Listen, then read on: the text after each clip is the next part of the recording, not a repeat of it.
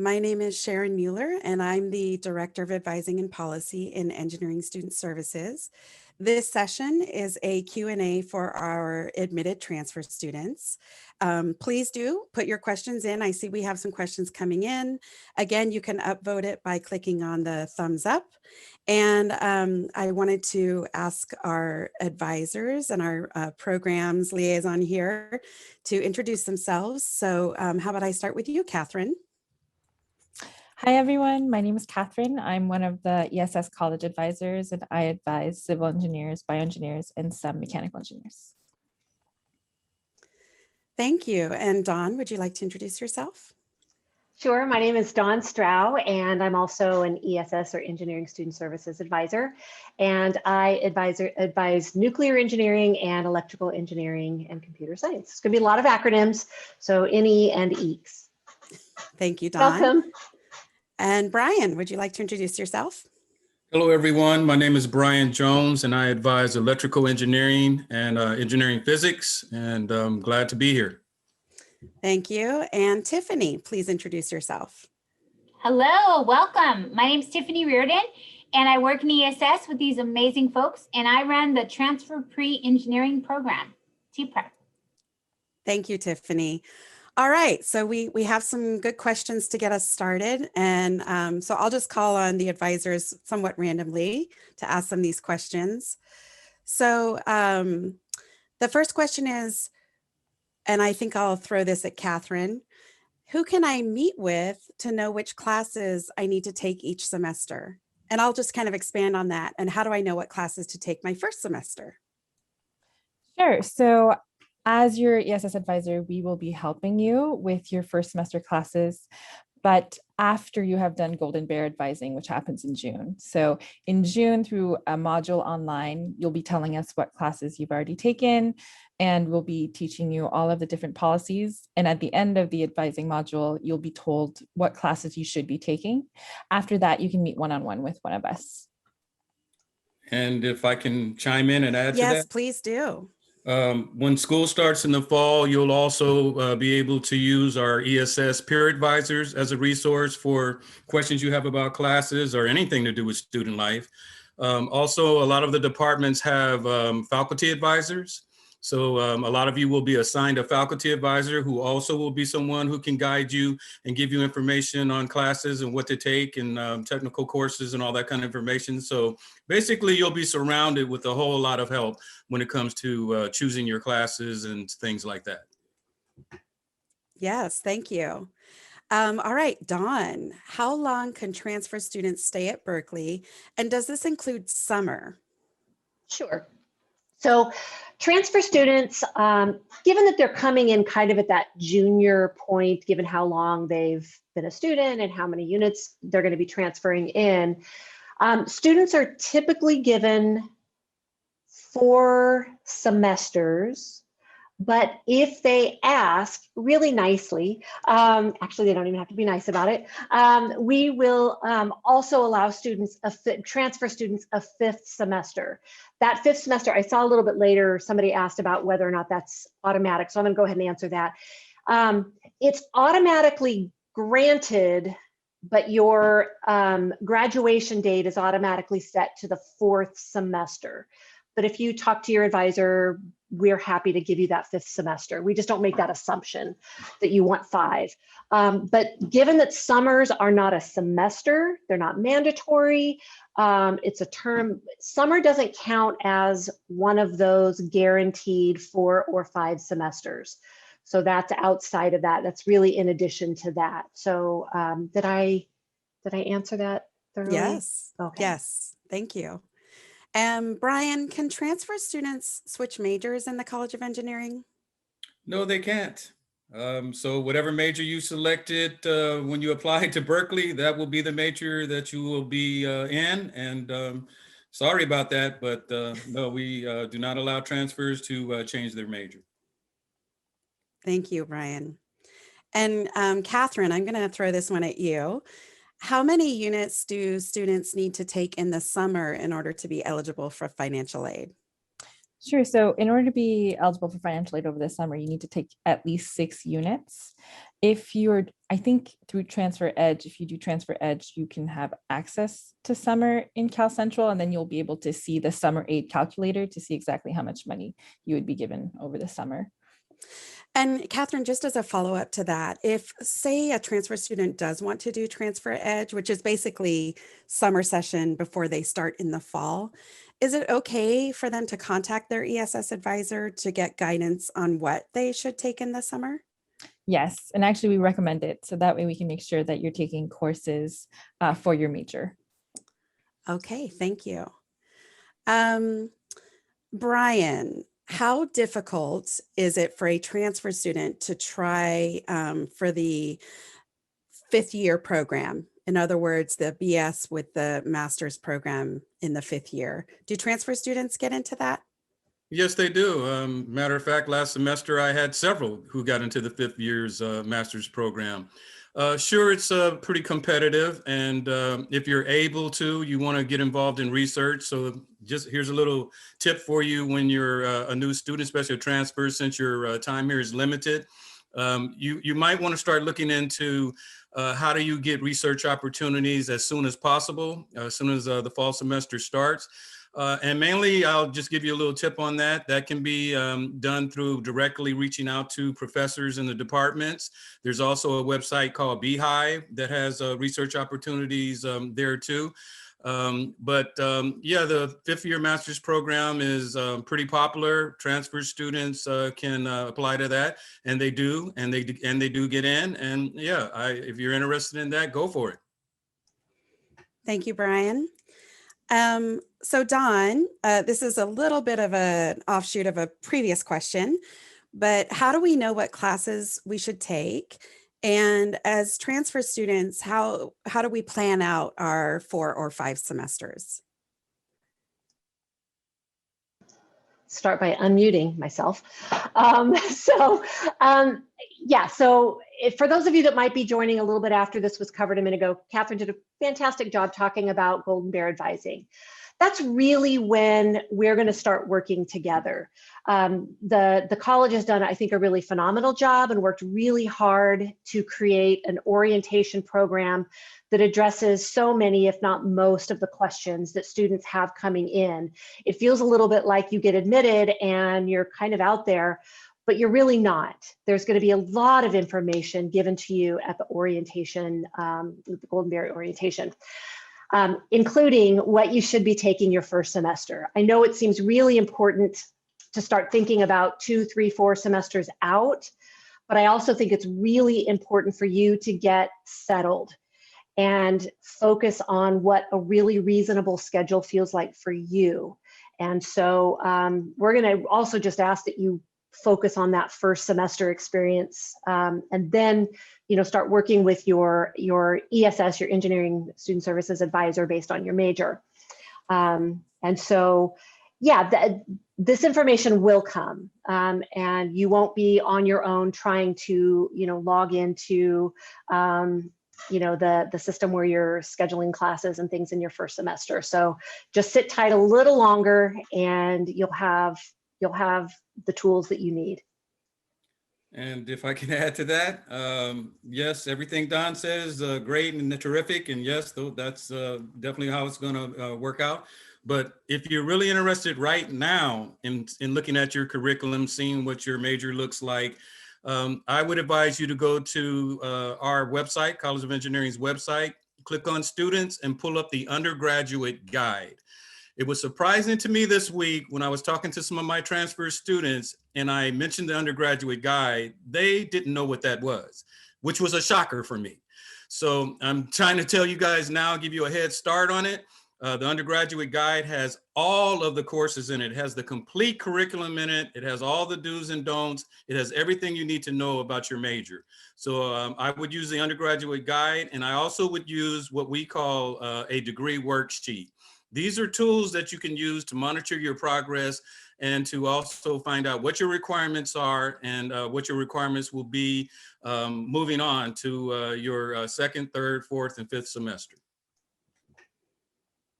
Thank you for plugging the guide, Brian. And in the guide for each major, we actually have a 4-year plan for freshmen, and we have a 5-semester plan for transfer students so that you can see what your 5 semesters might look like for your particular major. And just as a side note, we do not yet have up the guide for 2021, 2022, but just rest assured that actually there were no curriculum changes this year, except for one major that's adding an ethics requirement, which is IOR. But so you can use the undergraduate guide that's for this year and it will still apply to you. Okay, Catherine, are transfer students allowed to study abroad?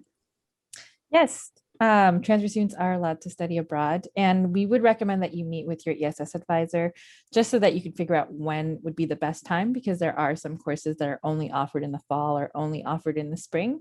Another thing to think about too is that it won't count against your semesters at Berkeley, so you could still have 5 semesters at Berkeley and go abroad. Thank you. And Tiffany, do you know, will the Berkeley Transfer Scholarship last for both years? I believe it's just the first year, if I'm not mistaken. But there are a lot of scholarships available for students to apply to, but I believe that one is just for the first year. Although I would recommend that you talk with financial aid, because depending on your package, it might automatically be replaced with a different scholarship your second year. So you definitely want to talk to financial aid about it. Good to know. Thank you. Okay, Brian, how do you set up an appointment with a major advisor to plan out your schedule? And maybe you could take this opportunity to kind of talk about, I know earlier you kind of talked about the kind of sphere of advising that we surround students with. Maybe you could talk about how in engineering we have ESS advisors, that's all of us, and then department advisors, and kind of what the differences are with those. But how would a student plan out their schedule? Plan out their schedule or make an appointment. For a student to make an appointment, especially with us, you can actually just go to the College of Engineering website, ESS website, and click on students, and right there it'll say advising. And so you click on advising and it'll definitely show you how you can make an online appointment to see your ESS advisor. Major advisors, department advisors are a little bit different than us. They work directly for the department, so they might have a little bit more knowledge of courses themselves. They also are usually take care of course enrollment and things like that.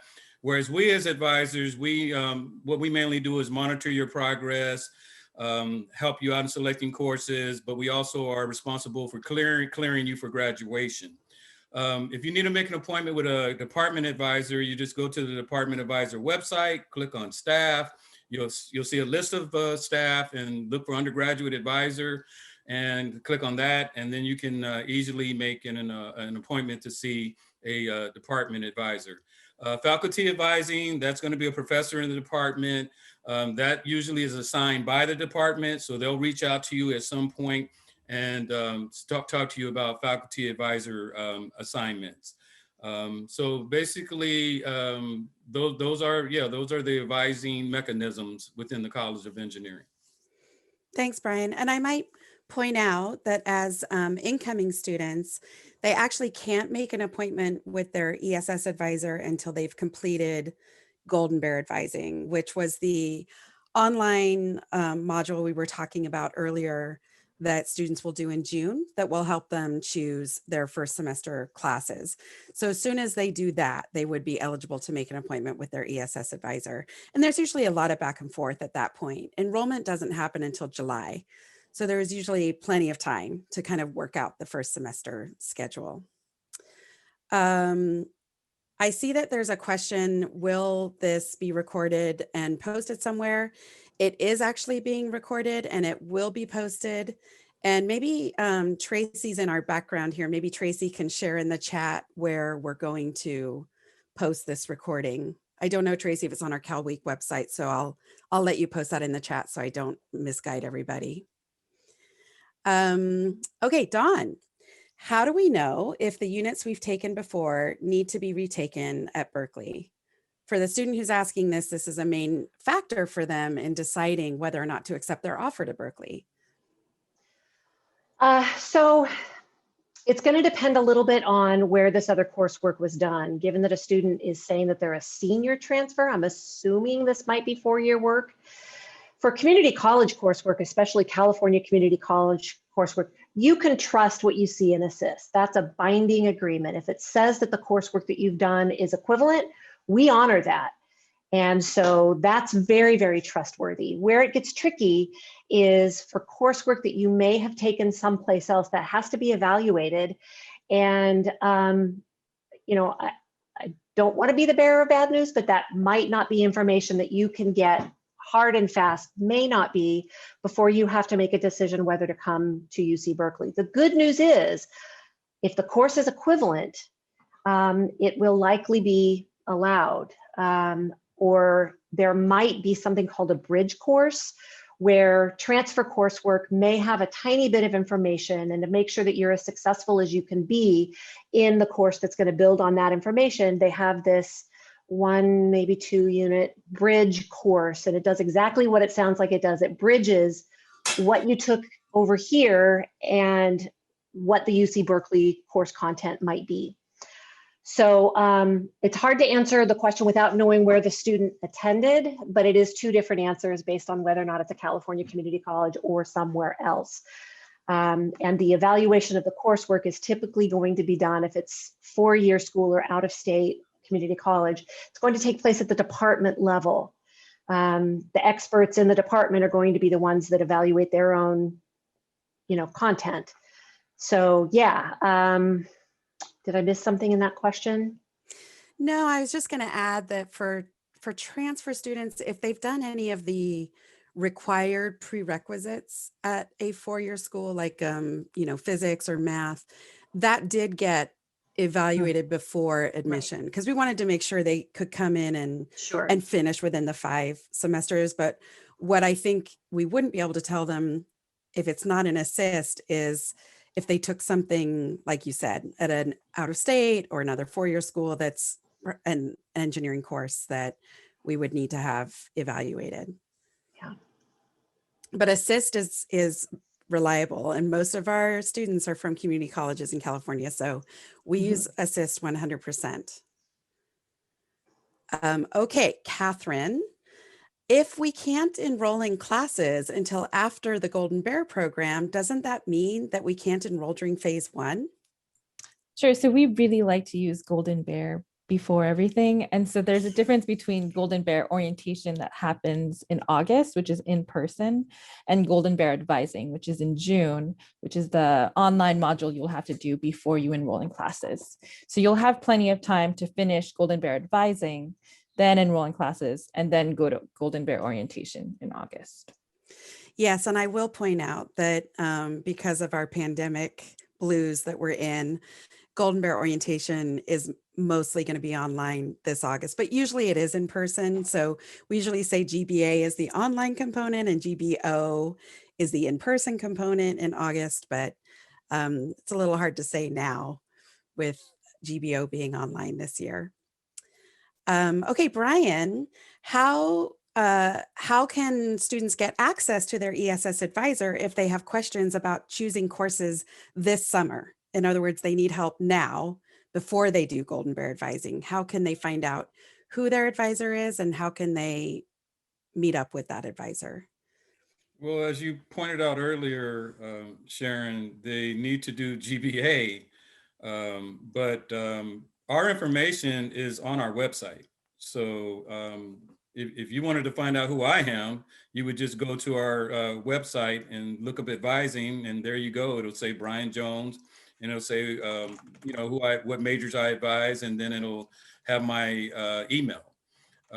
So, you know, from time to time, I do get emails from students during the summer about classes and things like that. You know, we're really busy in our office, and so you know, we would prefer you do GBA and then contact us. But you know, I have had students contact me during the summer prior to that, and I'm okay with answering those questions. And could I interject for just a Yeah. second, Chair? Okay. So I really appreciate, what Brian's saying. I think the other thing I'd like to add is there's a difference between can and should when it comes to summer. We're not going to tell you that you can't take summer classes, but we might discourage you from taking summer classes. Bear in mind that your very first UC Berkeley experience is likely to be so accelerated where you've got a full semester's worth of content crammed into half of that amount of time. And that's your first graded experience at UC Berkeley. And you haven't even yet had the opportunity to, I think, really get acclimated during a regular semester. So different advisors might have really different perspectives on this. So I'm certainly not saying that I'm speaking for everybody, but I think I would really caution new students to allow fall to be their first semester. There are reasons sometimes to take summer, but just know that, it's now becoming part of your Berkeley record, your Berkeley GPA, and all this stuff before you've had a chance to really settle in, get your feet wet.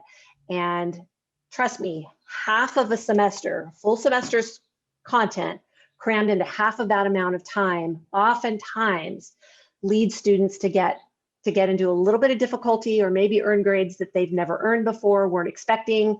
So, this isn't about your ability. It's just about, I think, starting off maybe in a much quicker pace than the semester is going to go. And so just think long and hard about if summer makes sense for you.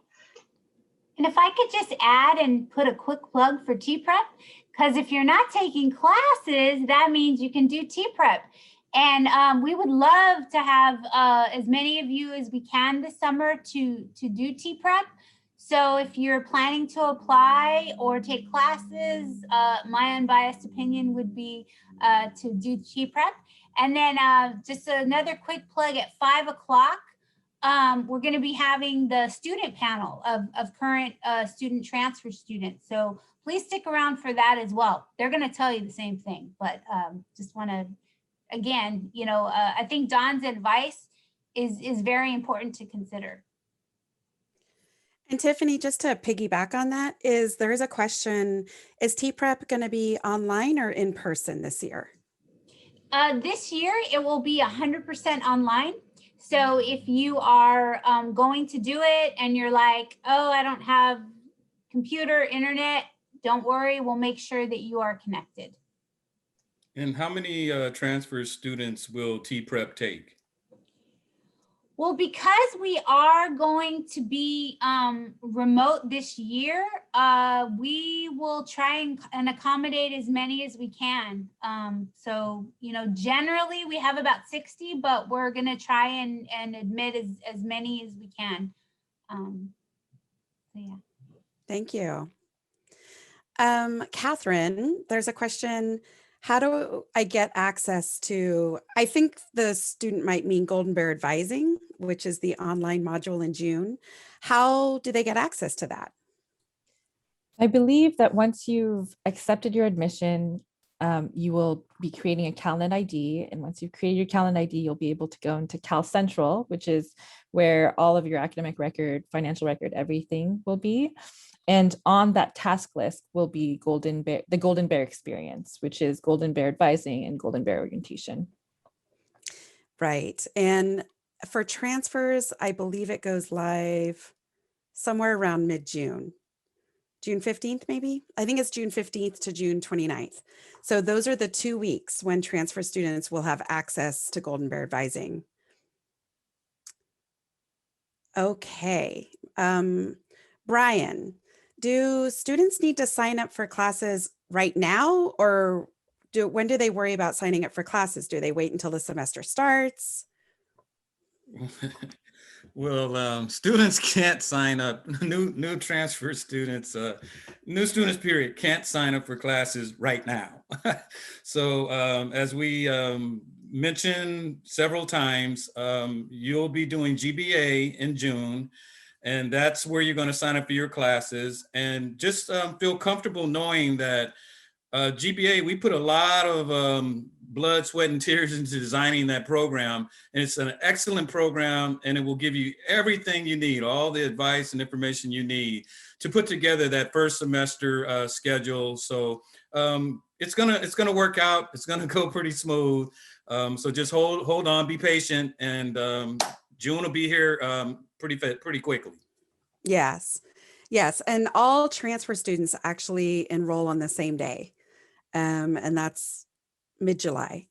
So GBA is choosing your courses, telling us what you're going to take. We give you feedback. There's a little back and forth with your advisor. You can meet with your advisor if you want. And then the actual sign up is in mid-July for new students. Catherine, as recently admitted transfer students, I'm going to add in the College of Engineering, are we confirmed into the major we were admitted into? So when you're admitted in the College of Engineering, you're admitted directly into a major. And unfortunately, you can't change that major as a transfer student. If you were considering doing a joint major, you may have that ability to change in your first semester. But whatever you applied to and whatever major you applied to, that's the major that you would be at Berkeley. Thank you. And Dawn, what if students have an internship in the fall or spring semester? Do those count against their 5 semesters that they get? Okay, so I'm nodding because I'm listening, not because I'm nodding because you can't. There's no way around this. So you're guaranteed a certain number of semesters of enrollment. That means that if there's a semester that you, let's say, participate in a full-time internship and you decide to take, students oftentimes call it a gap semester, but let's say that you take a semester of leave. That does not count as one of those 4 or 5 semesters. It was touched on a little bit. If students study abroad, they get to kind of recoup that semester because they're going someplace else. They may not be able to make timely progress.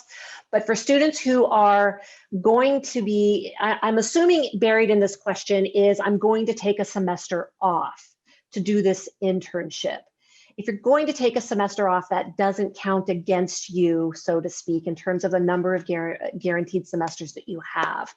So if you're certainly talking about something different than that, and I'm not addressing your question, this is certainly something that you can talk about with your ESS advisor that's a little bit more specific to your individual circumstances. But the question asked, does this mean you can't delay graduation? And the answer is, I'm going to go back to, it's more about the number of semesters that you enroll than that originally assigned graduation date. Thanks, Dawn. Catherine, if I'm, let's say, an EECS major, and I decide, or I want to do a double major or a minor, do I have to finish within those 5 semesters, or will I be given more time to finish? Oh, Catherine, you're muted. I just want to double check with other advisors, but transfer students cannot double major. Is that correct? That is correct. Right. Okay, so you are assigned one major once you come in, but you can do a minor if you plan it well. We do not give you extra time, so you will have up to 5 semesters to complete both a major and whichever minors you would like to complete. Just keep in mind that minors can be 5 to 7 extra courses. So you want to start planning that early. And if I'm correct, they can try to do a simultaneous degree, which would be a degree in the College of Engineering and a degree in another college like the College of Letters and Science. And I believe they do qualify for 1 additional semester. You will qualify for 1 additional semester if you're pursuing a simultaneous degree. Right. I said is a degree in the College of Engineering and a degree in another college. Right. Thank you, Catherine and Brian. That's a very fine distinction between those two, but transfer students cannot do a double major, which means both majors are in the College of Engineering. But they could do a major in the College of Engineering and a major in a different college like Letters and Science, like math. And if that were the case, that's considered a simultaneous degree. And then they could be granted an extra semester, meaning they could have 6 semesters to do that. There are a lot of nuances there. Brian, do you want to talk a little bit about the differences between EECS in the College of Engineering and computer science in Letters and Science? I mean, basically, it's all in the title. Ours is in the College of Engineering, we call it electrical engineering and computer science. And that is because it's a combination of both electrical engineering, like EE 16A, 16B, and a lot of the EE courses. And then you have the computer science side, which is like 61A, 61B, and a lot of the computer science side of things. Also, the requirements for both of the majors are a little bit different. They're not both the same. That's mainly the difference. And then the difference in the end is that in the College of Engineering, you're going to get a Bachelor's of Science degree. And in the College of Letters and Science, you're going to get a BA, a Bachelor's of Arts degree in computer science. You're in the best major if you're in the EECS right now. That should not even be a question. You're in a good position, and you'll have a great future ahead of you. I don't know if there's anything else they want added to that, but that's basically it in a nutshell. Thank you. Dawn, if I have finished IGETC, does that mean I don't need to take any more general education classes at Berkeley? Maybe yes, maybe no. So IGETC intersegmental general education transfer curriculum. Did I get that right? So that is an agreement between the community college and some colleges, but not all. It just so happens that engineering does not as a whole honor IGETC as a one and done, so to speak, that you do these specific courses. We're going to consider your humanities and social requirements completed. Having said that, we do evaluate course by course. So we will go in and we will look at the individual courses that you took that might be in the social sciences and humanities areas and apply those where we can.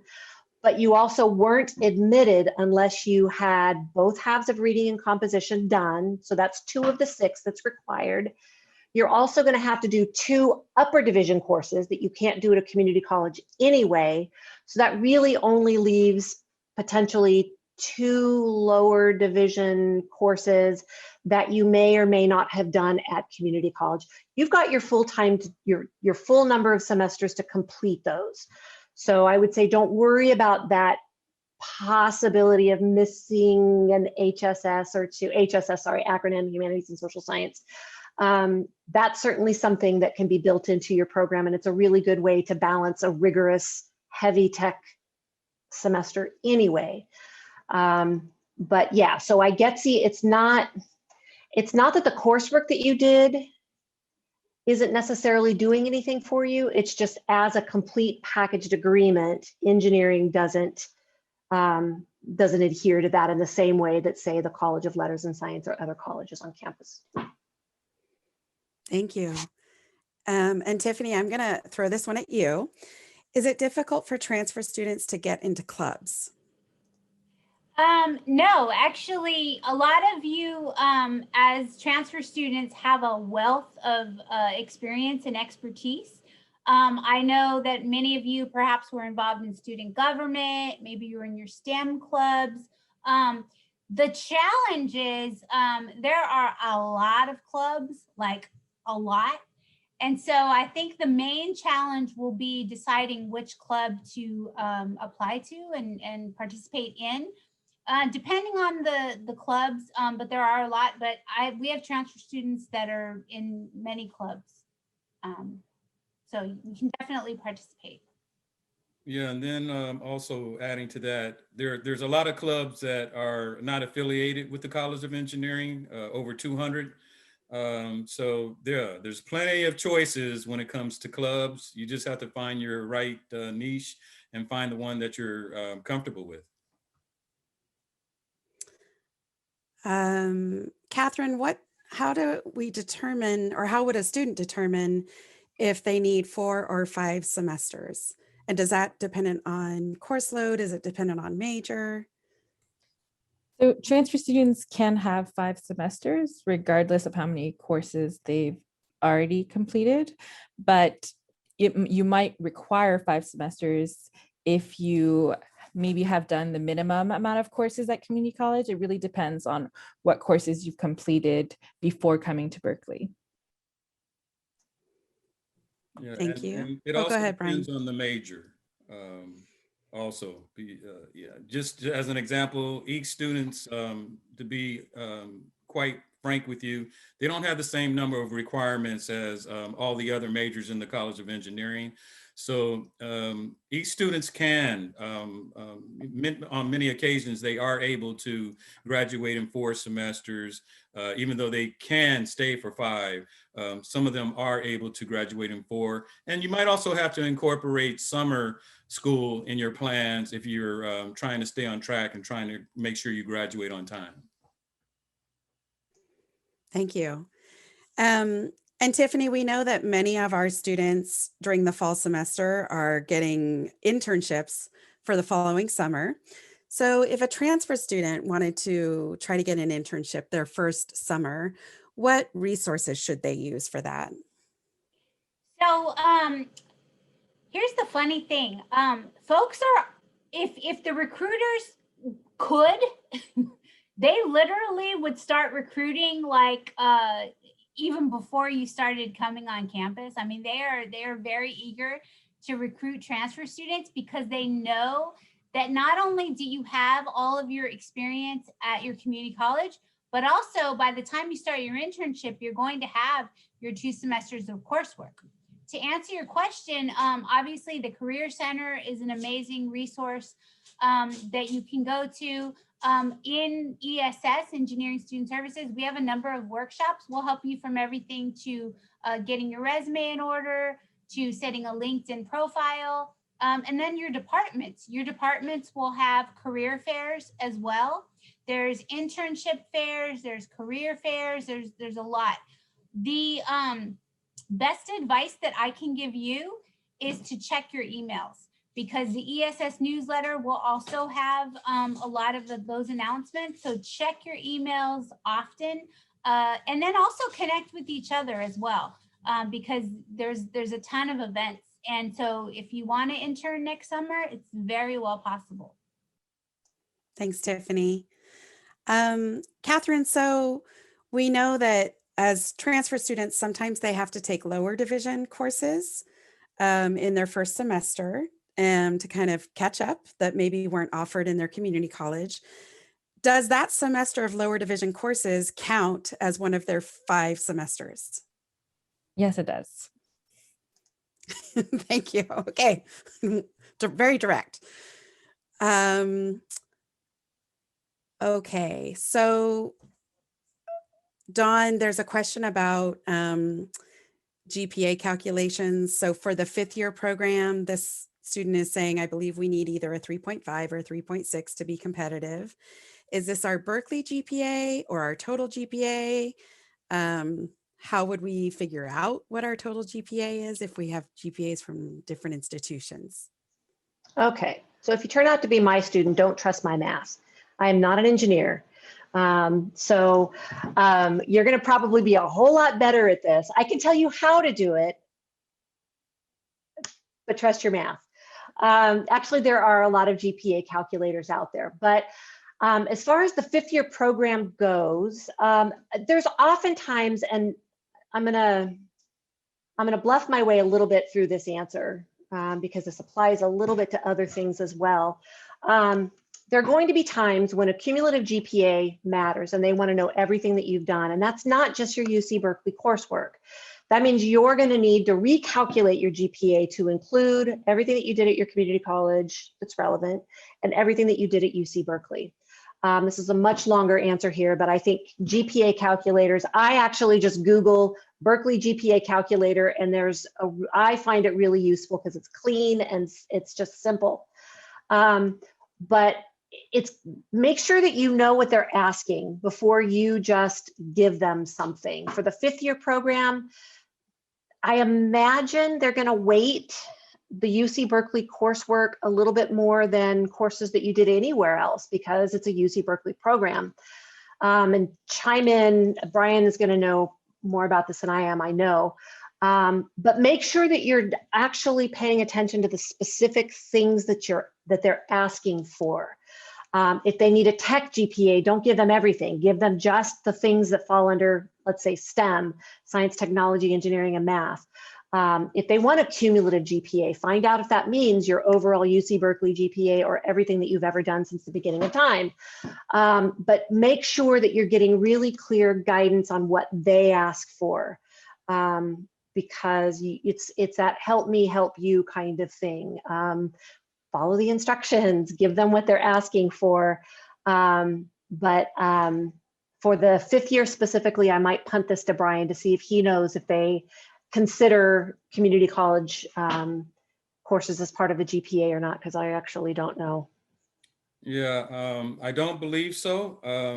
I believe they're going to mainly be looking, for grad school, they're going to mainly focus on your upper division technical coursework.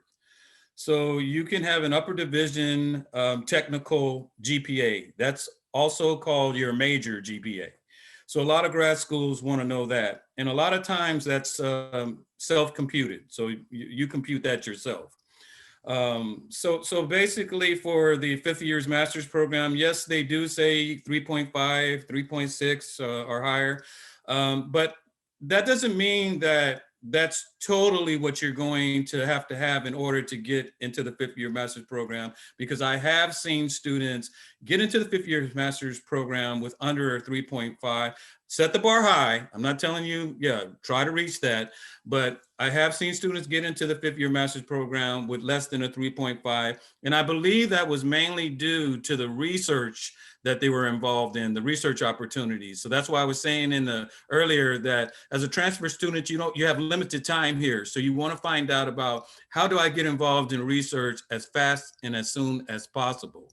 So that would be my 2 cents on the matter. Thanks, Brian. Catherine, is it okay if I ask you a question? So there is a question about AP language exam in a language other than English. Does the College of Engineering have a foreign language requirement for graduation? We do not have a foreign language requirement. We just have 6 humanities and social science requirements. But if you, let's say, got a 3 or better on an AP test, then that could maybe fulfill a lower division HSS if you haven't taken something else at community college that had already fulfilled it.